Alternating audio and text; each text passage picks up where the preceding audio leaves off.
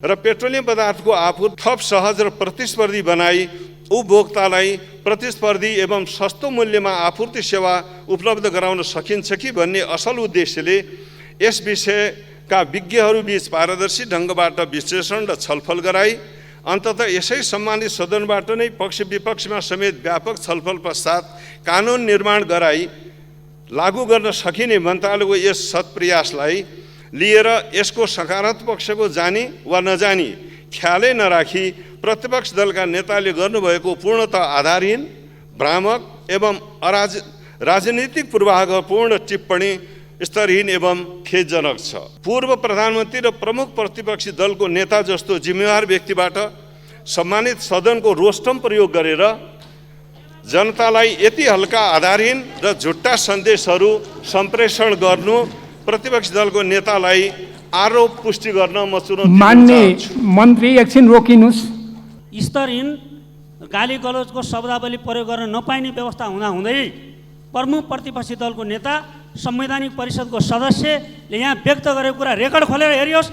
जथाभावी मन्त्रीहरूलाई बोल्न पनि छुट छैन, उहाँले यो शब्द फिर्ता लिनुपर्छ भन्ने नियमावली हो सभामुख। मेरो हरेक सत्कार्यमा कमिसन मात्र देखिने दुर्नियत देख्दा र अभिव्यक्ति सुन्दा साउनको महिनामा दृष्टि गुमाएको गोरुले सधैँ हरियो मात्र देख्छ भन्ने उखानलाई स्मरण गराउँछ। आफू प्रधानमन्त्री हुँदा कमिसन नै कमिसनको चासनीमा रमाइरहेको अवस्थामा सत्ता गुमाउनु पुगेकाले कमिसन बाहेक के नै देख्न सक्न र सोच्न सक्दछ भन्ने कुरालाई स्मरण गराउँछ। सत्ता गुमाएको कुण्ठा र रोदन कम गर्न पनि के हो मान्य सदस्यहरू एकछिन रोकिनुस्। के हो मान्य सदस्यहरू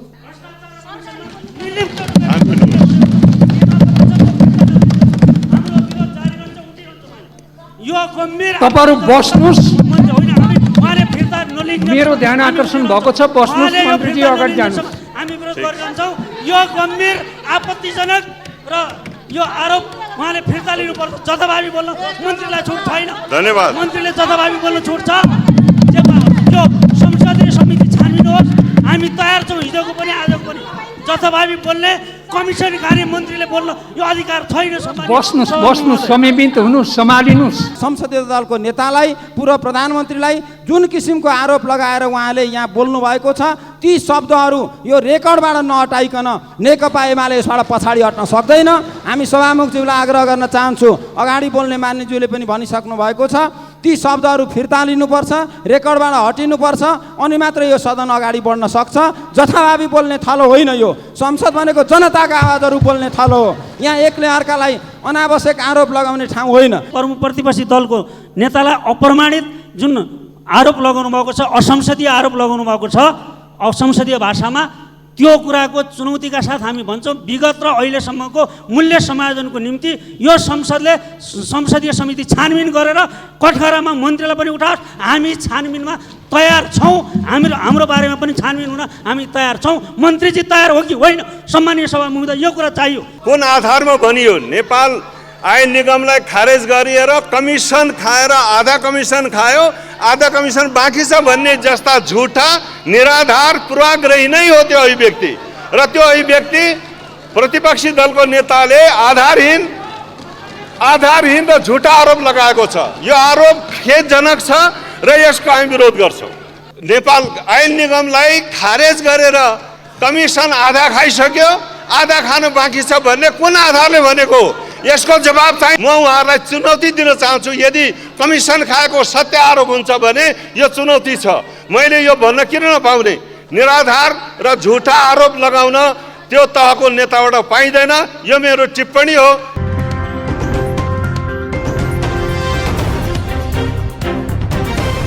सम्माननीय सभामुख महोदय,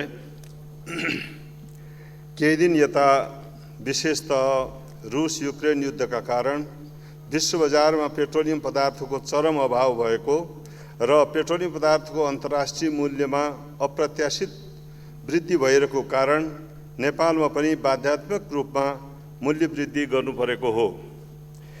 नेपालमा पेट्रोलियम पदार्थको एकमात्र आपूर्तिकर्ता संस्था नेपाल सरकारको पूर्ण स्वामित्वमा रहेको नेपाल आयल निगमको वर्तमान वित्तीय अवस्था र पेट्रोलियम पदार्थमा भएको मूल्य वृद्धि पेट्रोलियम पदार्थको सहज आपूर्तिमा देखा परेको समस्या र समाधानका लागि सरकारले गरिरहेको प्रयासका सन्दर्भमा सार्वजनिक भइरहेका तथ्यहीन र भ्रामक अभिव्यक्ति एवं समाचार र यसको यथार्थबारे यस सम्मानित सदन समक्ष स्पष्ट पार्ने अनुमति चाहन्छु।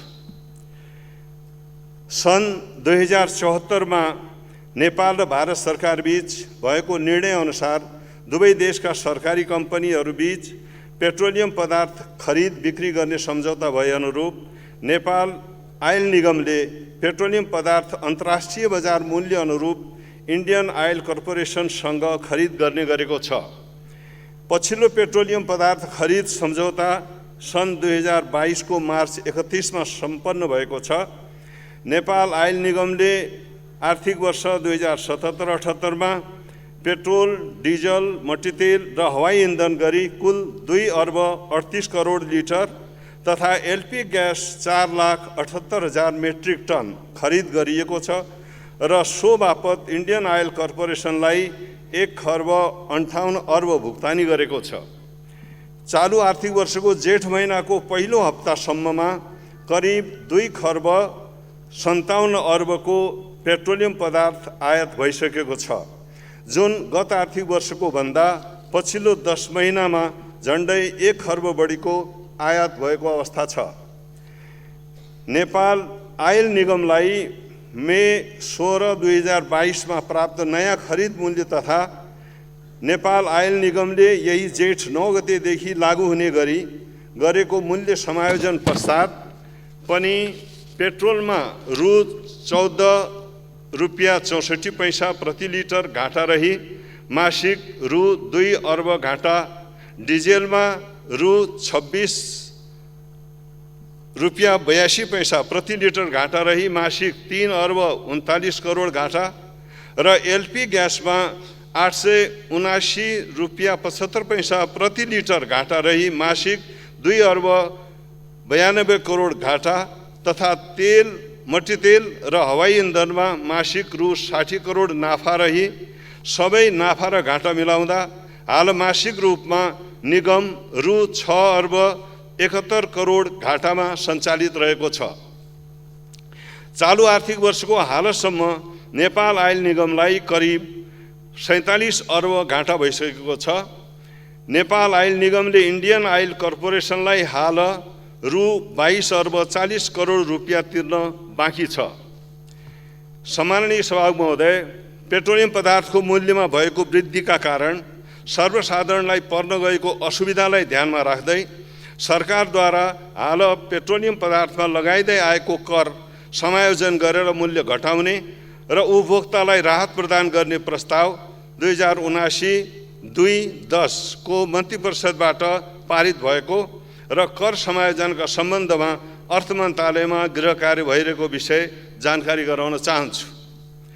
मन्त्रीपरिषदको सोही निर्णयबाट पेट्रोलियम पदार्थको अल्पकालीन र दीर्घकालीन विकल्प हाल अन्तर्राष्ट्रिय बजारमा पेट्रोलियम पदार्थमा भएको अत्यधिक मूल्य वृद्धि र यसकारण अर्थतन्त्रको समग्र क्षेत्रमा पारेको प्रभाव तथा नेपाल आयल निगमको कार्य सञ्चालन, वित्तीय व्यवस्थापन तथा व्यापार विविधीकरण लगायत क्षेत्रमा गर्नुपर्ने समग्र सुधारका सम्बन्धमा तथा पेट्रोलियम पदार्थको दीर्घकालीन विकल्प स्वरूप विद्युतीय प्रयोगलाई प्रोत्साहन गर्ने कार्यनीति समेतको अध्ययन गरी मार्गचित्र तय गर्न नेपाल सरकारले राष्ट्रिय योजना आयोगका उपाध्यक्षको नेतृत्वमा राष्ट्र ब्याङ्कका गभर्नर, अर्थ मन्त्रालय, प्रधानमन्त्री तथा मन्त्रीपरिषदको कार्यालय, ऊर्जा जलस्रोत तथा सिँचाइ मन्त्रालय र उद्योग वाणिज्य तथा आपूर्ति मन्त्रालयका सचिवहरू र विज्ञहरू समेत रहने गरी उच्चस्तरीय कार्यदल गठन गर्ने निर्णय पनि गरेको विषय समेत जानकारी गराउन चाहन्छु।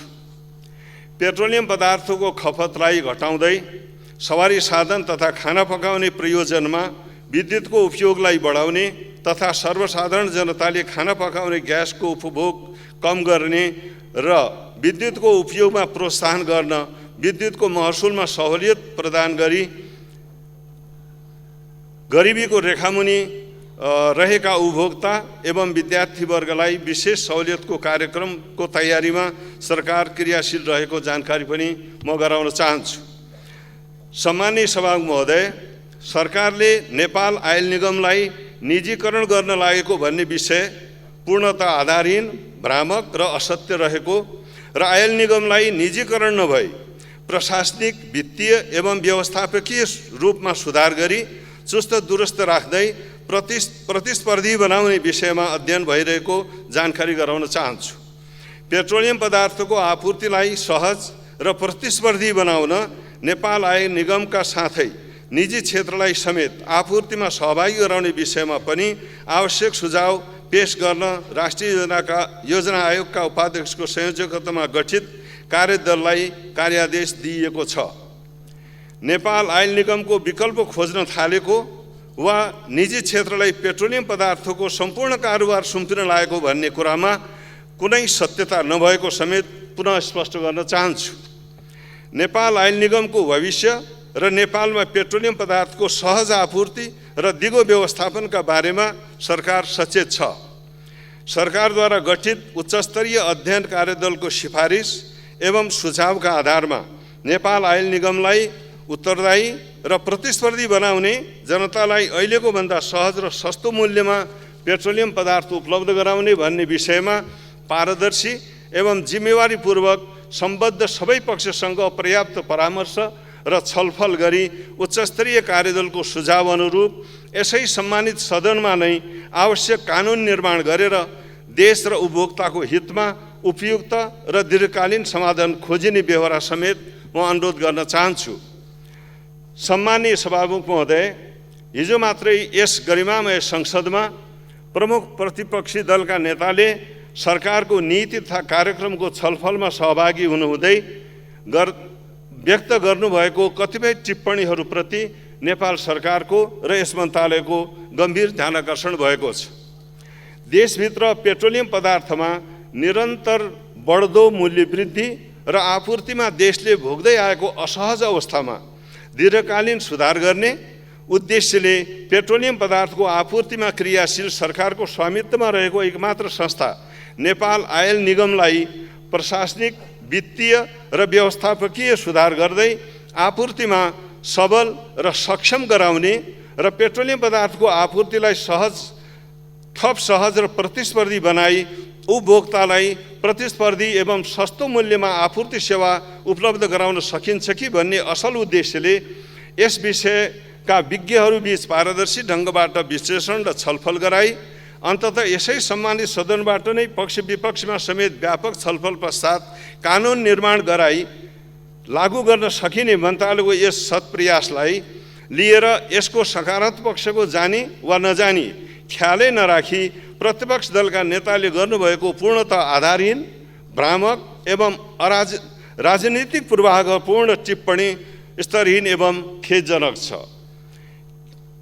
पूर्व प्रधानमन्त्री र प्रमुख प्रतिपक्षी दलको नेता जस्तो जिम्मेवार व्यक्तिबाट सम्मानित सदनको रोस्टम प्रयोग गरेर जनतालाई यति हल्का, आधारहीन र झुट्टा सन्देशहरू सम्प्रेषण गर्नु प्रतिपक्षी दलको नेतालाई आरोप पुष्टि गर्न म चुनौती दिन चाहन्छु। मान्य मन्त्री, एकछिन रोकिनुस्। तपाईको नियमापत्ति के हो? जनताको हितमा गरिने हरेक सत्कार्य। मान्य मन्त्रीजी, एकछिन रोकिनुस्। तपाईको नियमापत्ति के हो? नियमावलीमा स्तरहीन, गाली गलौजको शब्दावली प्रयोग गर्न नपाइने व्यवस्था हुँदाहुँदै प्रमुख प्रतिपक्षी दलको नेता, संवैधानिक परिषदको सदस्यले यहाँ व्यक्त गरेको कुरा रेकर्ड खोलेर हेरियोस्। जथाभावी मन्त्रीहरूलाई बोल्न पनि छुट छैन। उहाँले यो शब्द फिर्ता लिनुपर्छ भन्ने नियमावली हो सभामुख महोदय। मैले सुनिले, तपाईँ बस्नुस्। मन्त्री सम्मानित सभामुख महोदय, जनताको हितमा गरिने हरेक सत्कार्यमा कमिसन मात्र देखिने दुर्नियत देख्दा र अभिव्यक्ति सुन्दा साउनको महिनामा दृष्टि गुमाएको गोरुले सधैँ हरियो मात्र देख्छ भन्ने उखानलाई स्मरण गराउँछ। आफू प्रधानमन्त्री हुँदा कमिसनको चासनीमा रमाइरहेको अवस्थामा सत्ता गुमाउनु पुगेकाले कमिसन बाहेक के नै देख्न सक्न र सोच्न सक्दछ भन्ने कुरालाई स्मरण गराउँछ। यस टिप्पणीले पूर्व प्रधानमन्त्री र दलकै नेताकै व्यक्तित्व र गरिमालाई कति क्षति पुर्याएको छ स्वयं बुझ्ने विषय हो। सत्ता गुमाएको कुण्ठा र रोदन कम गर्न पनि के हो मान्य सदस्यहरू, एकछिन रोकिनुस्। के हो मान्य सदस्यहरू?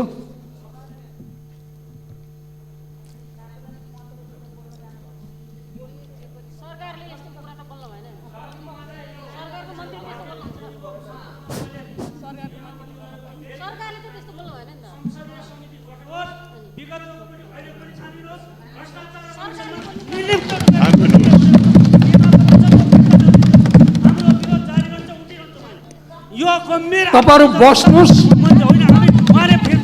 मेरो ध्यान आकर्षण भएको छ, बस्नुहोस् मन्त्रीजी, अगाडि जानुहोस्। हामी विरोध गरिरहन्छौँ। यो गम्भीर आपत्तिजनक र यो आरोप उहाँले फिर्ता लिनुपर्छ। जथाभावी बोल्न मन्त्रीलाई छुट छैन। धन्यवाद। मन्त्रीले जथाभावी बोल्न छुट छ। यो संसदीय समिति छानबिन होस्, हामी तयार छौँ, हिजोको पनि आजको पनि। जथाभावी बोल्ने कमिसन कार्य मन्त्रीले बोल्न यो अधिकार छैन। बस्नुहोस्, बस्नुहोस्, संयमित हुनुहोस्, सम्हालिनुहोस्।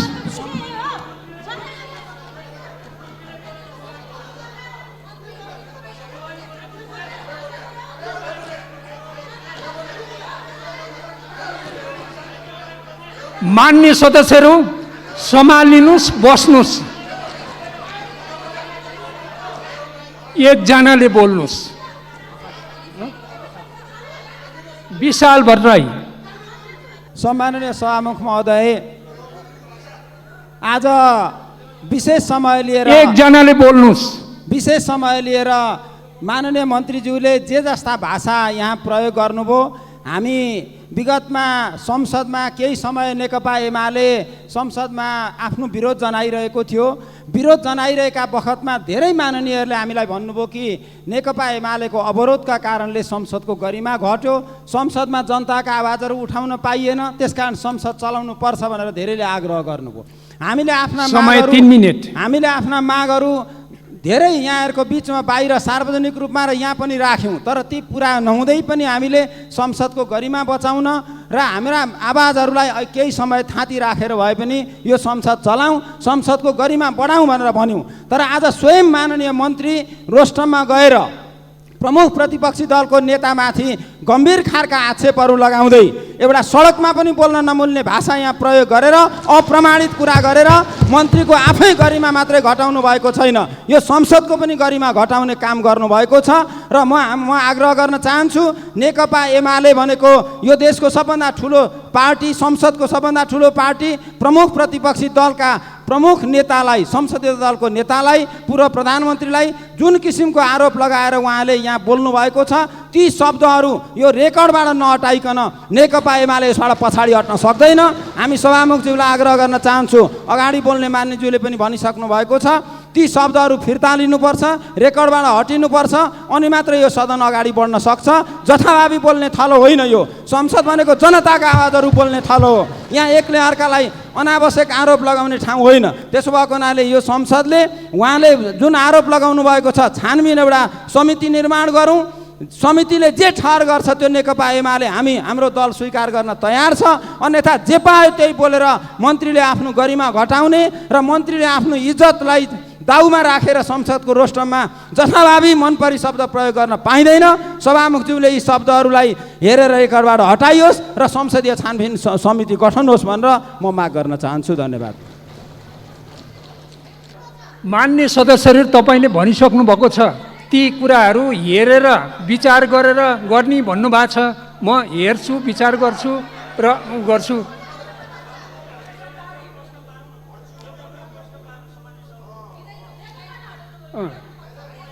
एकछिन पक्नुहोस् है मान्य मन्त्रीजी, एकछिन पक्नुहोस्। भन्नुहोस्।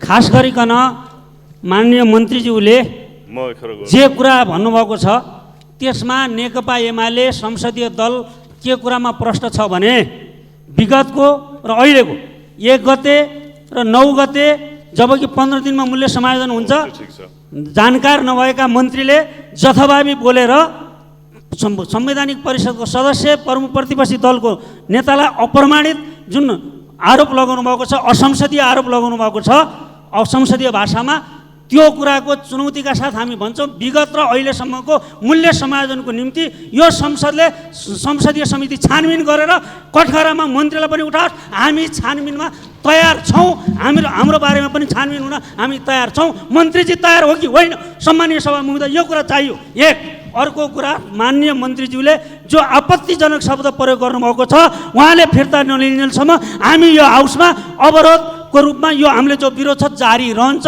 सम्मानीय सभा महोदय, विनम्रतापूर्वक हाम्रो आग्रह यहाँ भन्न चाहन्छौँ, उहाँले यी शब्द अप्रमाणित शब्द, असंसदीय शब्द, गाली गलोचका शब्द फिर्ता लिनै पर्छ।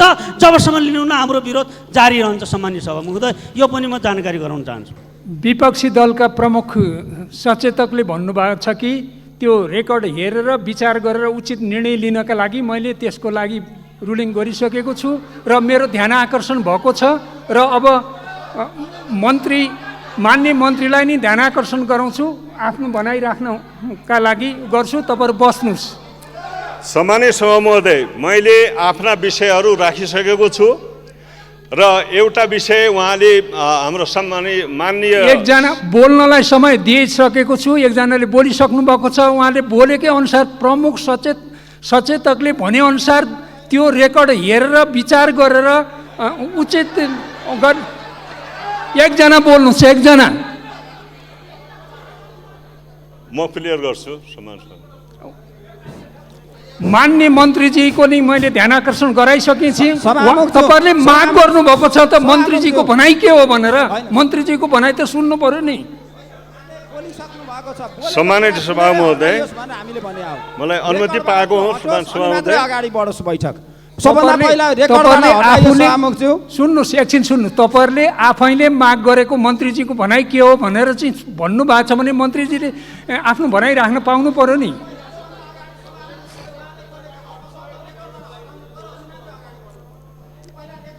मेरो ध्यान आकर्षण भएको छ, तपाईँहरू बस्नुहोस्।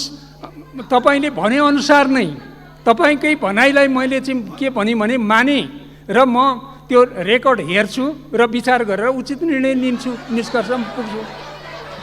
ल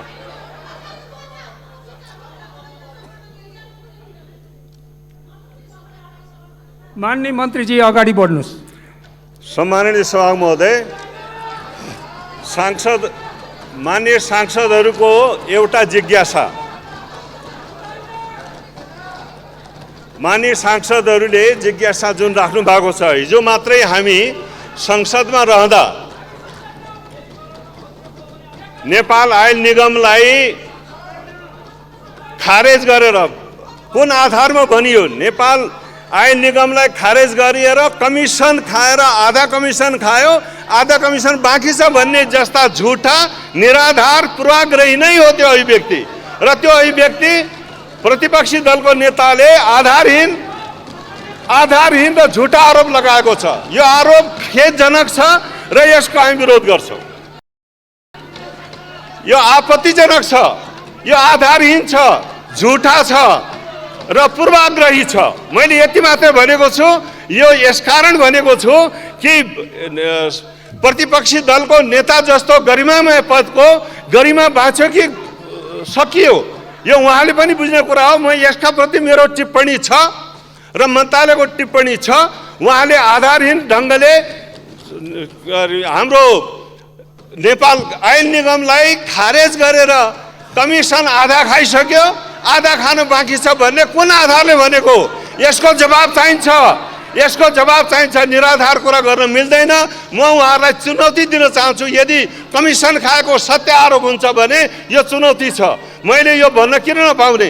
निराधार र झुटा आरोप लगाउन त्यो तहको नेताबाट पाइँदैन। यो मेरो टिप्पणी हो, यो मेरो आपत्ति हो। यति बोल्न पाइन्छ भन्ने मलाई पुरा विश्वास छ। यो बाहेक मेरो सम्मान उहाँप्रति रहन्छ। तर उहाँले जसरी यो रोस्टम प्रयोग गरेर जनतालाई कुन झुटा र आधारहीन आरोपहरू सार्वजनिक रूपमा बोल्नुभयो, यो आपत्तिजनक छ। यति मात्र मैले भन्न चाहेको। हस्, धन्यवाद। धन्यवाद सभा महोदय।